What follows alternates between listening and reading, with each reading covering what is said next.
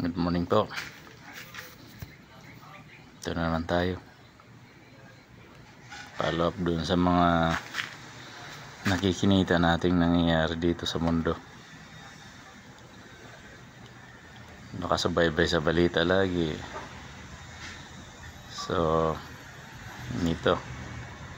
Sundan lang natin huli yung mga nangyayari. Nung nakaraang Sabado,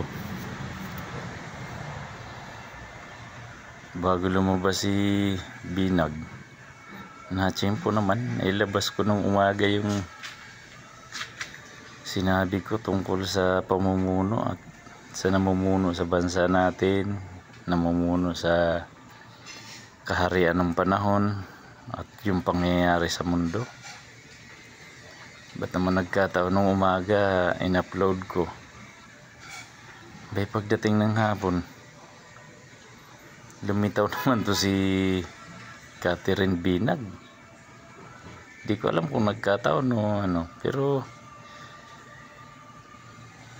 nagmamatsyag kasi ako sa mga nangyayari sa atin eh. Hindi lang naman sa Pilipinas, hindi lang naman sa namumuno sa bansa natin, kundi nagmamatsyag din ako sa mga nangyayari sa buong mundo na.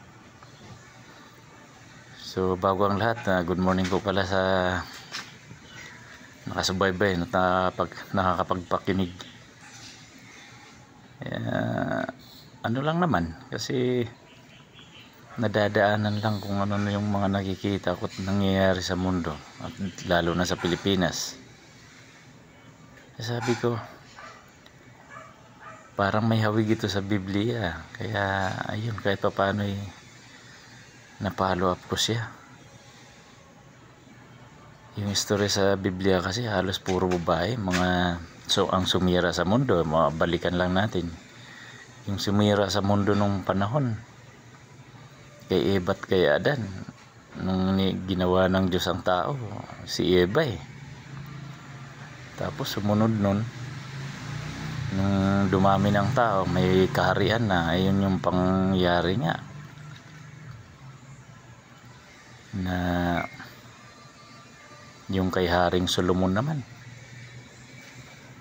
At saka mayroon pang ano pa nga ba yung isang nalala ko, hindi ko na matandaan, pero tatlo yun eh, puro babae halos yung mga sumira sa mundo. Ngayon nung nailabas ko nga yun, lumabas naman to si Binag nung pagdating ng hapon hanggang gabi. Pero meron pang isang pinakadakilang nangyari talaga na mangyayari sa pamunuan na sumisira talaga babae. Hindi basta ano yun, dakilang pag-ibig yun, yung mga amiral na yun. Yung isa na, yung pinakaano ron, na sobrang tiwala ng tao sa babae na sumira sa pamumuno niya. At hindi lang sa pamumuno niya, pati sa kalakasan niya. Meron pang isa. Ayon sa Biblia, nababasa ko lang naman at naobserbahan ko na talagang nasisira ang mundo dahil sa mga nangyayari at nang pakikialam o nakikialam o hindi nagpapasako pa yung babae.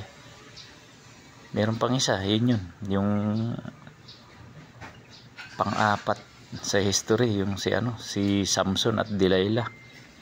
Sobrang tiwala niya, sinabi niya yung sikreto sa babae, kaya yun, sira. So di ko alam, pero yun lang naman kasi nararamdaman ko at nakikita ko sa mga nangyayari sa mundo. So tingnan lang natin kung ano pang mga susunod nito.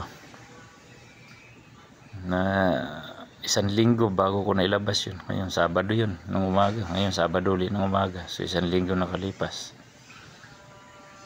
So kaya dapat mag-ingat ang Pangulo, ang namumuno sa bansa natin at namumuno yung mga makapangyarihan sa mundo. Talagang nagbibigay ng babala. Yun nga, sabi ng Diyos kasi, hinahanap uli ng Diyos ang nakaraan na. So may mga history ng panahon na kailangan nating sundan yung mga nakasulat dun, na yung mga nangyari na sa nung panahon, nangyari na at nangyayari pa, at tinahanap uli ng Diyos ang nakaraan na. So ibig sabihin may mga darating pa na naman nakalipas na nangyari na. So yun, hindi naman tayo nagkukulang sa paalala at sa mga nakikita natin sa mundo. Abangan na lang natin sa mga susunod na kabanata kung ano naman mangyayari. Ako lang naman nababahala. Sige, maraming salamat mga kababayan, mga kaibigan. Thank you sa mga pagsubaybay.